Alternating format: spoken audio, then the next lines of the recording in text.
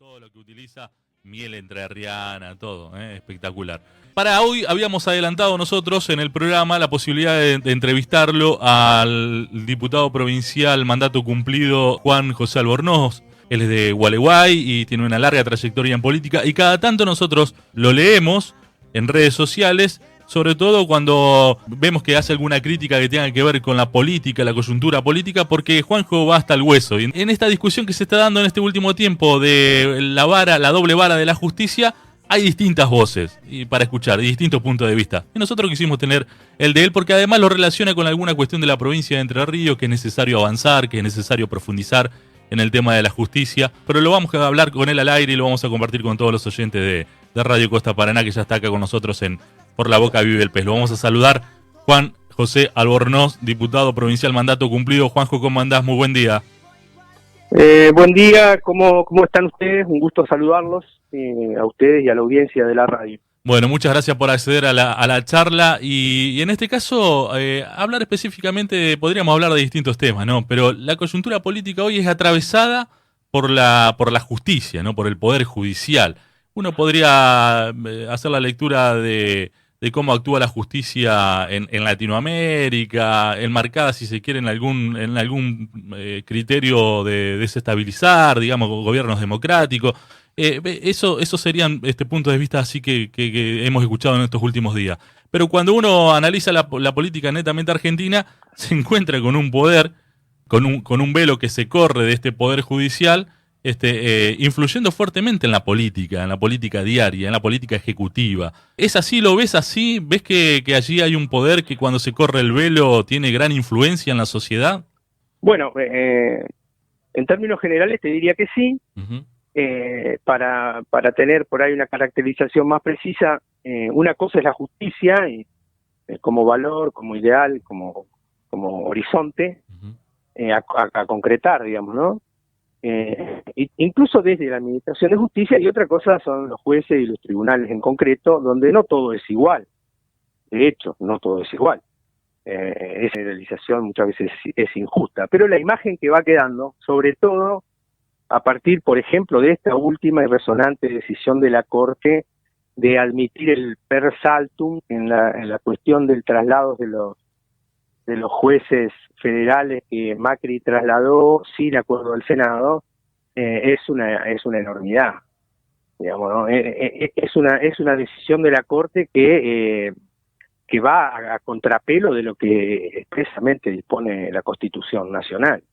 No hay peligro institucional, ni hay ningún motivo que haya meritado esta admisión que la Corte termina realizando, porque evidentemente nosotros tenemos que asumir en toda su dimensión esta política de lawfare vinculada al permanente, tenemos que usar términos anglófonos, digamos, ¿no? uh-huh.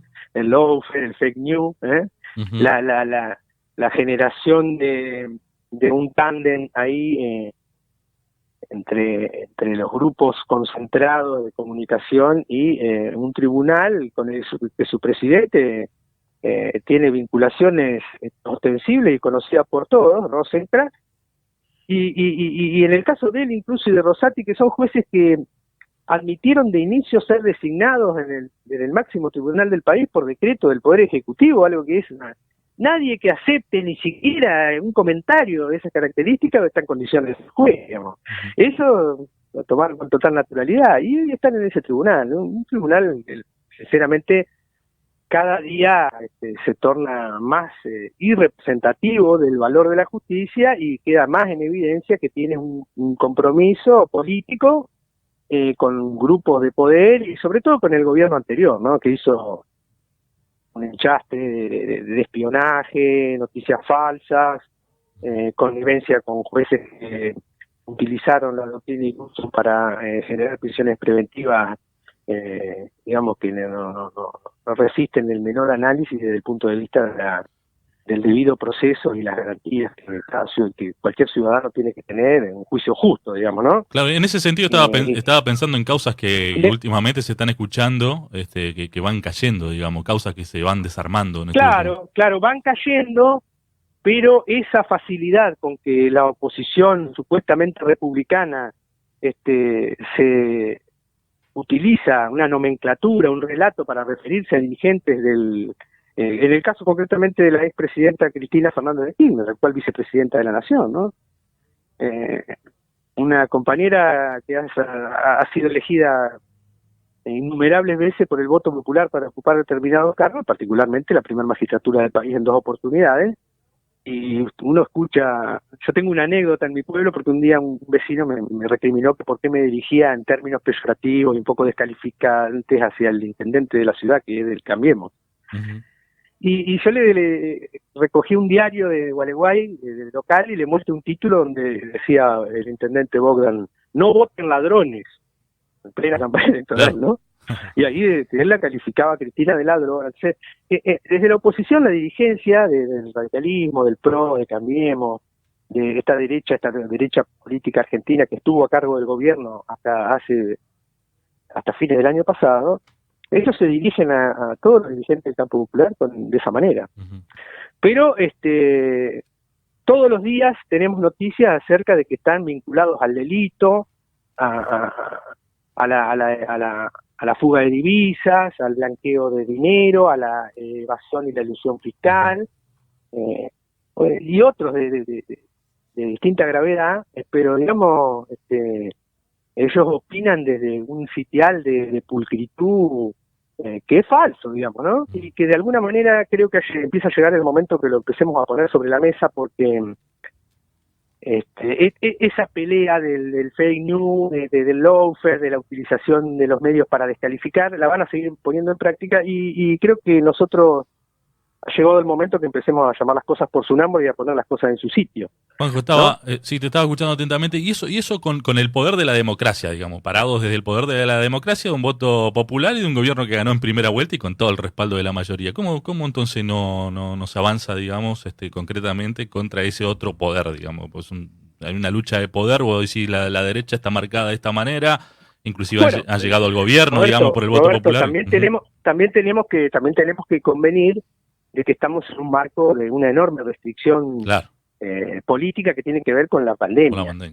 Y entonces aprovechan una situación en la que hay una aparente inmovilidad social.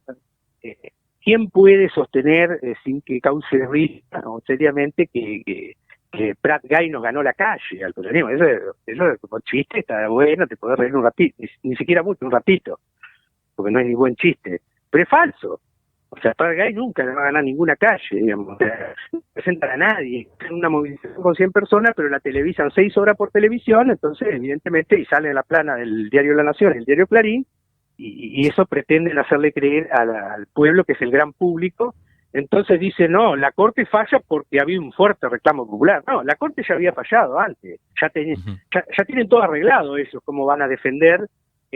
Porque lo que se está defendiendo es la impunidad de Macri y de su gobierno, de sus ministros, ¿no? De casi todos sus ministros. ¿Pensás que va a ir preso Macri? De Marcos Peña, de Frigerio, de Dietrich, de Duhovne, y del propio Macri, en la comisión de delitos de todo tipo, de toda envergadura, desde espionaje ilegal, endeudamiento ilegal de la Argentina, la pulverización del aparato productivo nacional, la reducción escandalosa de los salarios de los trabajadores y su participación en el Producto Bruto Interno Nacional,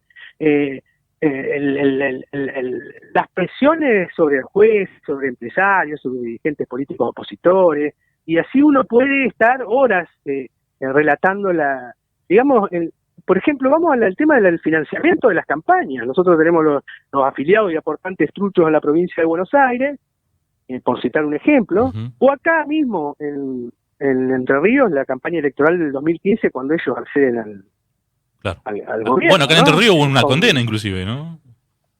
Bueno, acá en Entre Ríos justamente está la causa que se conoció como narcomunicipio, ¿no? Conocida como narcomunicipio, donde evidentemente hay probada en sede judicial y con condenas firmes el financiamiento, la participación o la utilización de recursos de origen ilícito provenientes del narcotráfico para financiar la campaña electoral, y eso digamos está probado, ¿no? Claro, ya tiene sentencia, ya tuvo sentencia. ya tuvo sentencia, pero como usted habrá visto, o seguramente conocerá, se hace necesario, en medios nacionales, periodistas nacionales han planteado en estos días la necesidad de profundizar la investigación. ¿Por qué, digamos? Porque acá, por ejemplo, mire, yo le voy a dar 2 o 3 datos que me llevan a mí a pensar en que estamos ante la necesidad de que la justicia profundice la investigación del financiamiento con recursos provenientes del narcotráfico de la campaña electoral en Paraná, y que no quede la condena en Barisco, porque la campaña era de una alianza, Cambiemos, donde Barisco era candidato a intendente, pero por ejemplo el hoy jefe del bloque del Interior, la diputado provincial, el diputado Víctor, era candidato a diputado. Y Gainza del PRO era candidato a concejal. Ellos tenían intereses concretos en esa campaña.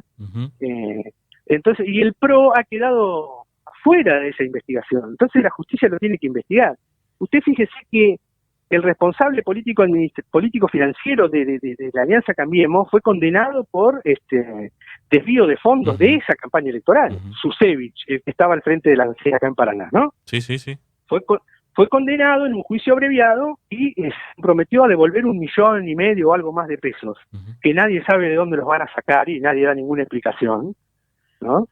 Y el delito que reconoce haber cometido es haber utilizado para otra cosa la plata que se le dio para pagar las boletas, ¿no? ¿Usted se acuerda la cantidad de boletas que tenía Cambiemos en las elecciones del 2015? Bueno, en las PASO eran como 1.000. Eran 16, creo, porque habían hecho un enchastre para justamente colectoras y demás. Y la pregunta es, ¿y si este hombre usó el dinero de la boleta en otra cosa y ahora lo va a devolver? ¿Con qué plata pagaron las boletas? No se sabe. Entonces, si organizaban campañas, actos proselitistas, y hay elementos que probarían la connivencia de los responsables del PRO, el diputado Víctor y Gainza, junto con Barisco y demás, y otros que están condenados ya. Deben ser investigados.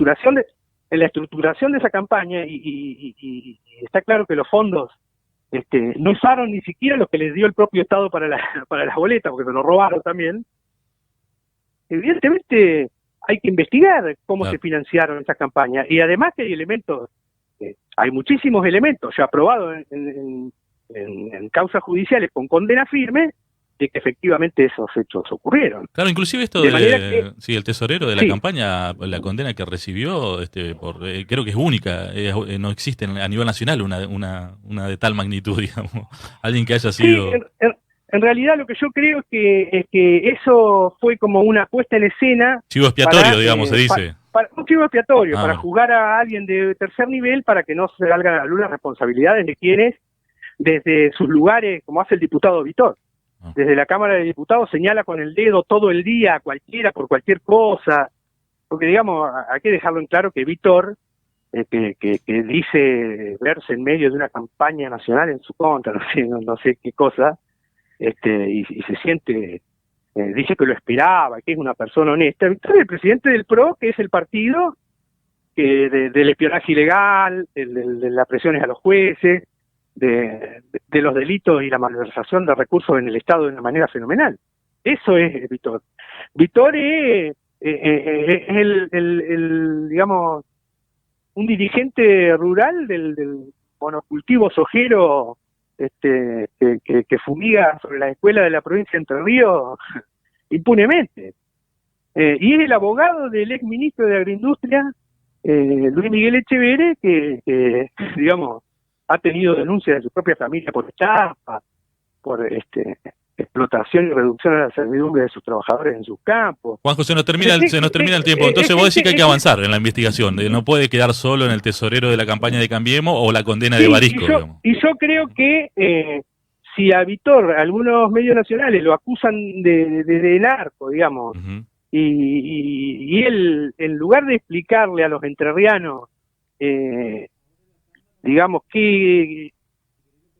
cuál ha sido su conducta y aclarar acerca de esta gravísima denuncia que se genera en los medios nacionales, se victimiza diciendo que no sé quién lo quiere perjudicar, pero no explica nada. digamos, él debería presentarse o ponerse a disposición para aclarar toda esta situación. Y si no, y si eso no ocurre, entonces lo que se viene sin duda es el impulso de una acción pidiendo que se profundice la investigación para que se conozca la verdad acerca de estos hechos, porque nosotros no podemos permitir que se naturalice una situación irregular de violación de las leyes, de financiamiento de los partidos políticos, y sobre todo permitir que el narcotráfico penetre en el Estado y en la política a partir de estas acciones, ¿no? Juanjo, la verdad que siempre es interesante charlar, escucharte. Seguramente en otro momento vamos a poder profundizar más sobre este y otros temas de la coyuntura política. Y bueno, desde ya agradecerte y mandarte un abrazo grande. Muchas gracias a ustedes, un saludo. Muy bien. Ahí estaba el diputado provincial mandato cumplido Juan José Albornoz. Fue diputado en la provincia de Entre Ríos por el Frente para la Victoria, en representación del departamento de Gualeguay, y ahora es dirigente de la Mesa Nacional de la Corriente Primero la Patria, dando cuenta de la necesidad que existe de seguir avanzando, un poco la crítica que lo hemos leído en otros momentos sobre la Corte Suprema de Justicia, y sobre todo también en esta última parte de la entrevista, la necesidad de seguir avanzando en la investigación, apuntando específicamente a la presidencia del PRO, Esteban Vitor, el diputado Esteban Vitor, por esto que inclusive ya hay otros condenados. El caso de Barisco está cumpliendo su condena, y otros, por ejemplo, que fueron los el tesorero de la campaña de Cambiemos, también una condena ahí, un acuerdo, un juicio abreviado. Entonces, lo que dice Albornoz es que la investigación necesariamente tiene muchas herramientas como para que sea más profunda, y siga avanzando en la provincia.